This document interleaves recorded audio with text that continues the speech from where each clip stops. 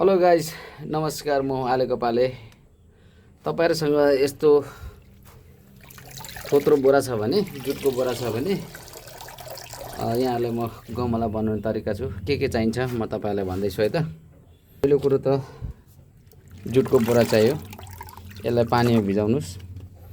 त्यसपछि सिमेन्टी चाहियो, अनि यस्तो एउटा औजार चाहियो जुन सिमेन्टी घोल्नलाई। यो भाँडा पनि चाहियो। अनि त्यसपछि कत्रो साइजको गमला बनाउने भनेर त्यो अनुसारको यो एउटा भाँडा। म चाहिँ यत्रो गमला बनाउँदैछु, तपाईँलाई सजिलो तरिका म बताइरहेको छु। ल, हेर्दै जानु होला।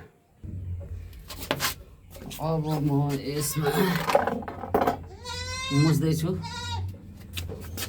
अलिकता मुछ्दैछु। म यहाँ ट्राई गर्दैछु है।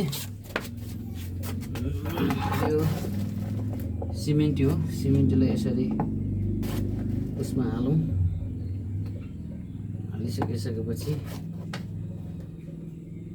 यसरी हालौँ। हालिसकेपछि यो जुटको बोरा यसरी भिजाएर राखिएको छ।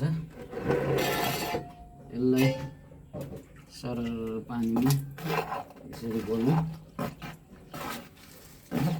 गिलो बनाउनु होला।